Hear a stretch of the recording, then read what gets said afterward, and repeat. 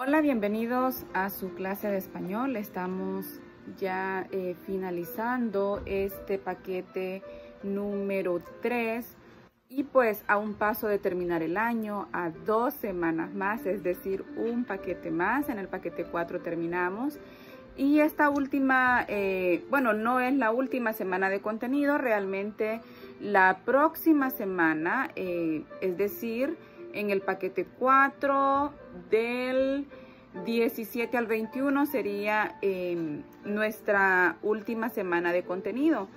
Y del 24 al 28 sería la semana final de su guía de estudio y algunas evaluaciones escritas que harán, siempre siguiendo la misma patrón, por así decirlo, de la vez pasada.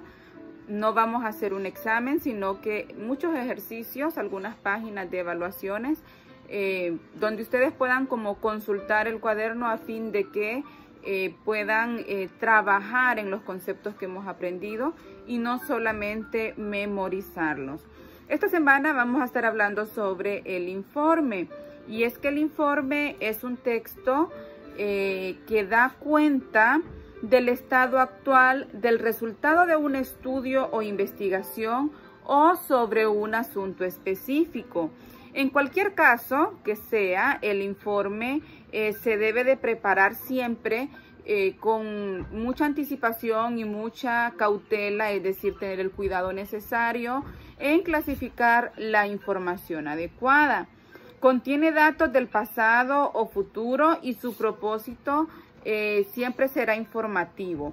Las partes de un informe son la portada del informe. En la portada están los datos del autor y el título del informe, también la fecha en que se está presentando o realizando y los datos que conlleven a la comprensión sobre qué se trata el informe. El título debe dar una idea clara sobre el tema que está siendo expuesto en el informe o del que trata. La introducción debe ser clara también y debes tener como una breve reseña sobre lo que se va a tratar el tema ya en el cuerpo del informe. Y el cuerpo pues es toda la información que va a conllevar el informe sobre el tema que estamos tratando.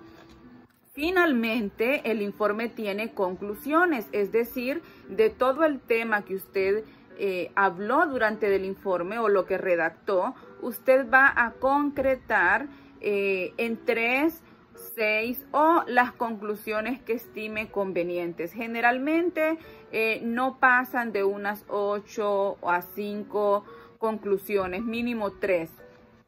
Hay personas que hacen una sola conclusión global de todo lo que ha implicado la información expuesta.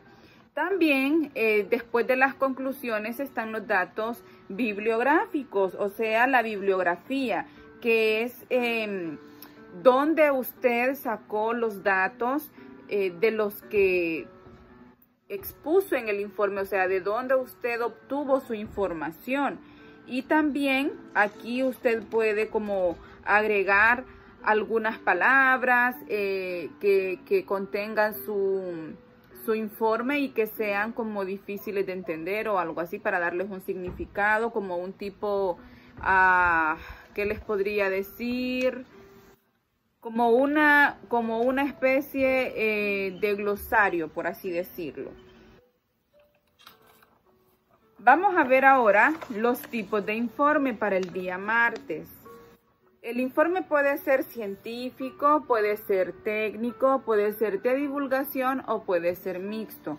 Cuando son científicos se refieren a temas de ciencia y utilizan un lenguaje propio, riguroso, pertenecen a la categoría de memorias científicas. Cuando los informes son técnicos se desarrollan en organizaciones públicas o privadas sobre temas de sociología, antropología, psicología social, etcétera, como problemáticas que conlleva la sociedad. Su lenguaje es accesible, pero también mantiene el rigor de la investigación científica, es decir, estos informes son fáciles de entender, pero al mismo tiempo siempre van a tener algunos conceptos técnicos en los que fueron basada la investigación. Quizás tengan algunas estadísticas o tablas de medición, ya que los estudios vienen siendo psicológicos, sociales, antropología, sociológicos, por eso siempre van a llevar una especie de datos estadísticos.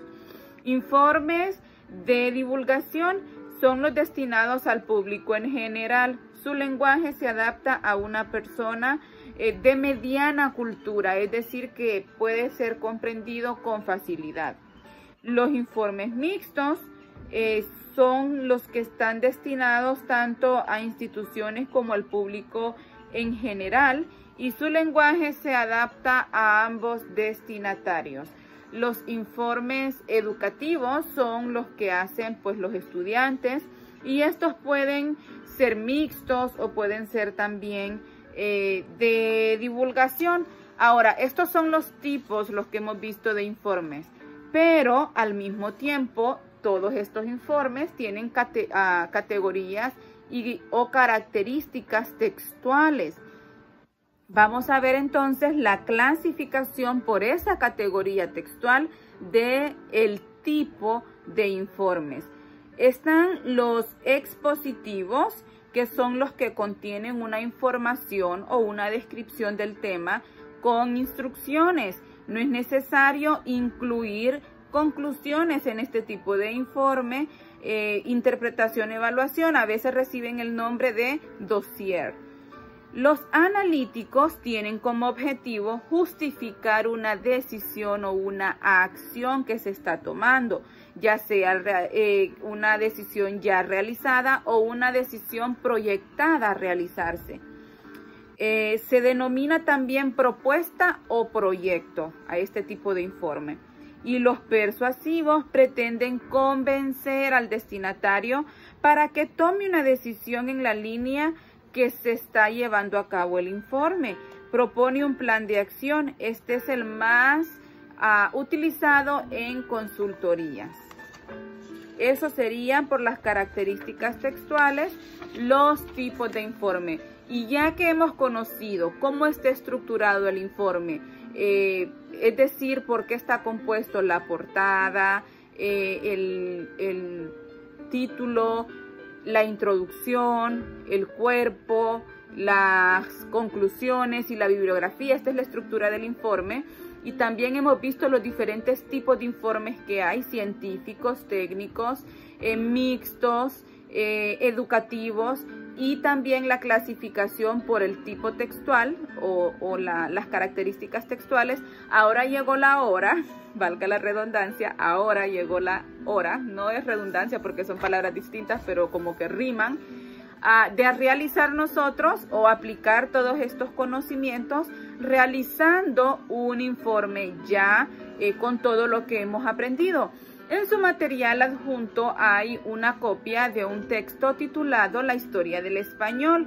Ustedes van a utilizar este texto como fuente para su información en la redacción de un informe. También adjunto a su material hay una copia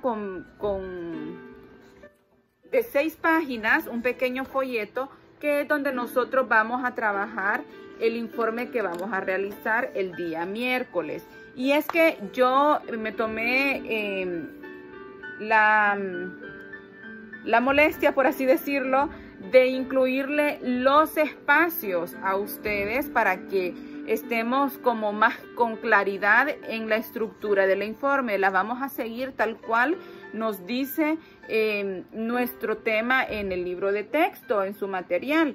Vamos primero a realizar la portada, y es que la portada va a llevar el nombre del centro educativo, porque el que estamos realizando es un informe educativo. Va a llevar su nombre: estudiante, Albert, Hessen, Camila y Marci. Cualquiera del que lo haga va a llevar su nombre aquí con su apellido, el grado 7º, la clase español, el catedrático, que sería su maestra, o sea, yo, y en la última línea o penúltima, porque esta es la última, va a llevar el nombre del informe o sobre qué se trata. Este informe es sobre la historia del español. Entonces su portada debe de verse más o menos así. Al final ustedes colocan en los últimos renglones el lugar y la fecha. Yo no le pude poner como Flowers Bay Roatán porque ustedes viven, algunos viven en Spring Garden, otros en La Punta o algo así. Roatán, el municipio que sí es el que todos estamos. 12 de mayo, que sería la fecha del día miércoles del año 2021. De esta forma quedaría la portada de su informe. ¿Qué sigue después de la portada? Pues tenemos el título. ¿Y cuál es el título de nuestro informe? Historia del español. Aquí en este punto ustedes pueden colocar un subrayado o una imagen nítida alusiva al texto que vamos al tema que estamos utilizando en el informe, pero también lo pueden dejar así y se va a ver muy formal también. Ya pues vienen los espacios, como les decía, a fin de que ustedes escriban con nitidez, que no vayan las letras arriba o hacia abajo. Luego, según la estructura que hemos aprendido del informe, está la introducción. Miren, así tiene que quedarles. Y ustedes tienen que escribir la introducción del tema acá. Generalmente la introducción es un resumen sobre lo que usted va a hablar. Como ustedes ya tienen el texto, que es la historia del español, ustedes van a leer antes de hacer el informe para seleccionar el párrafo o la composición del párrafo de la introducción. Ustedes pueden seccionar algo que ustedes consideren que pueda hacer la introducción o puedan hacerla por sí mismos, solo que tengan mucho cuidado si ustedes la van a estructurar por sí solos, a manera de que tenga coherencia. Coherencia es que sus palabras estén dando un mensaje con claridad y que no esté fuera de lugar, que sea completamente comprensible. Adicional, los errores ortográficos deben excluirse totalmente. Debemos escribir correctamente en el informe, no deben haber errores ortográficos. Es importante que usted esté muy concentrado, debe de ser en lápiz tinta para que no tenga borrones ni manchones. Luego está la parte de donde usted va a escribir todo el contenido que usted ha seleccionado del texto base que yo le he dado sobre la historia del español. Usted va a seleccionar los párrafos que va a copiar en orden, es decir, que tengan coherencia. Vuelvo y repito que no me va a escribir como el último párrafo del texto al principio y al final lo primero, porque no va a tener sentido. Debe de escribirlo con coherencia. Al final está el espacio para las conclusiones. Aquí usted va a escribir 3 conclusiones. Conclusiones número 1, 2 y 3. Usted va a pensar sus conclusiones. Y vuelvo y repito, sus conclusiones deben ser coherentes. Finalmente está el espacio para la bibliografía. Y aquí sí, ustedes tómense su tiempo para ver. La bibliografía sería libro de español 7º grado. Recuerden que debemos escribir la casa editora, es Susaeta Ediciones Honduras S.A. Pleca. ¿Cómo se llama el título del tema que seleccionamos del libro? Pues la historia del español. Punto, y coloca el número de página del texto de donde usted extrajo la información, que estamos utilizando la página 256 y 257. De esta forma queda terminado su informe. Esto sería la tarea para el día miércoles. Que no hay contenido, solamente es aplicar lo que hemos aprendido durante el día lunes y martes sobre el informe. Para el jueves vamos a terminar el contenido en esa semana con referencia al cheque. Ese es el tema que vamos a tratar el día jueves. El cheque es un documento o un título de valor a la orden o al portador en virtud de una persona llamada librador. Se ordena incondicionalmente a una institución bancaria o de crédito al pago por el valor del documento que es en dinero extendido, y la persona que recibe este dinero se llama beneficiaria. El cheque intervienen en su proceso las siguientes personas. Primero que nada, el librador o firmante es quien emite el cheque, es decir, el dueño del cheque, y el que ordena el pago.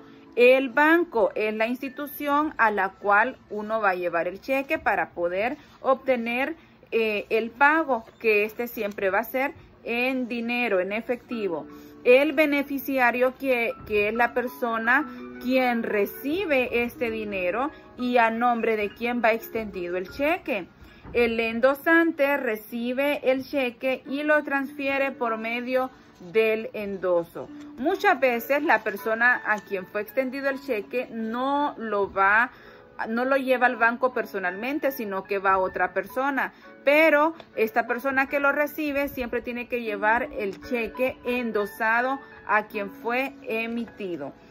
Las ventajas del cheque, pues, evita los riesgos que significa manejar dinero en efectivo. Hoy en día vemos que está las informaciones sobre los robos, asaltos, la delincuencia. Entonces, como que es una forma de evitar estos riesgos y reenviando esta información al banco, es decir, realizando cheques, pues usted evita tener dinero en efectivo. Sirve como medio de prueba de pago, ya que queda registrado en el banco. Esto es algo que es muy necesario en el mundo de los negocios, en las empresas, que quede registro de todos los gastos que se van dando, y uno de ellos, cuando usted paga proveedores o paga empleados, es el cheque, porque cuando usted realiza el trámite del cheque queda el registro de que giró tanta cantidad a tal persona. Permite realizar pagos entre personas ubicados en distintos lugares. También es una gran ventaja del cheque. Cosas en las que el banco puede negar pagar un cheque. Hay algunas situaciones que se puedan dar y el banco se va a negar a hacer el pago de un cheque. ¿Cuáles serían? Pues la falta de fondos, es decir, que la persona que dio el cheque no tenga los fondos suficientes en su cuenta. Entonces el banco no le va a pagar un cheque si usted no tiene cuenta, o si la persona quien le dio el cheque a usted no tiene dinero disponible en el banco. Ausencia de algunos requisitos esenciales, por ejemplo, que la persona que va a cambiar el cheque no lleve su documento de identidad. ¿Cómo va a poder constatar de que ese cheque o él es el dueño del cheque si no lleva su identidad para corroborar los datos? Por ejemplo, también si el cheque está como manchado, que no se pueda ver bien, como que adulteró una cantidad, le puso un cero más fuera del orden, del número, o que tal vez esté como un borrón o manchón. Por eso es que es tan importante que ustedes ahora que están en preparación aprendan a escribir con excelencia, con nitidez, porque cuando ya sean profesionales en cualquier ámbito que ustedes se vayan a desenvolver, es necesario que trabajen con excelencia. Imagínense la falta o que tenga como un borrón o un manchón en un cheque, ya no puede cambiarse. Y si usted está trabajando para una empresa en el área contable o administración y comete este error, imagínense, ya es un llamado de atención de su jefe. ¿Qué más? Está prohibido, dice, su pago. Que esté prohibido su pago. Es decir, cuando yo o cuando la persona que tiene chequera emite un cheque y por algún motivo dice, este cheque ya no debe de ser pagado porque otra persona en mi empresa había pagado ya esta misma cantidad, o se le dio el dinero en efectivo, o por cualquier motivo, razón o circunstancia, la persona dueña del cheque o que emite el cheque decide que ya no va a ser pagado, esta persona se comunica al banco y dice, el cheque número tal no debe ser pagado. Entonces, cuando la persona que tiene el cheque llega al banco, ya está la orden de que su cheque no puede ser cobrado. Entonces, ese podría ser un inconveniente para que el banco no pague el cheque. La dudosidad y la autenticidad de la firma del librador. Si se cree que la persona dueña del cheque no es la que firmó el cheque que lleva la persona que lo va a cobrar, es decir, el banco tiene el registro de la firma del dueño de la cuenta. Y si esta firma no coincide con la que usted lleve en el cheque que va a cobrar, es decir, que está mal hecha o que simplemente es otra o es falsificada, el banco jamás va a dar el dinero, no le va a aceptar el cheque. Esto es todo lo que podemos hablar sobre el cheque como un documento que sirve de pago. Para el día viernes vamos a estar haciendo nuestra última fábula, que sería Rani, la conejita perdida. Esta fábula, recuerden que debe tener una moraleja y exaltando un valor moral. Recordemos que el valor moral es aquella característica que debemos tener que nos ayude a ser personas mejores, que sea una cualidad en nuestro carácter. Esto sería todo por esta semana y esperamos que ustedes trabajen con mucho entusiasmo, que el hecho de que estemos terminando no sea un motivo para bajar los esfuerzos, sino al contrario, para esforzarnos aún más y terminar con éxito nuestro año escolar. Muchas gracias nuevamente y estamos siempre en contacto con cada uno de ustedes, esperando siempre lo mejor para sus vidas y que Dios los guarde y los cuide siempre. Hasta luego.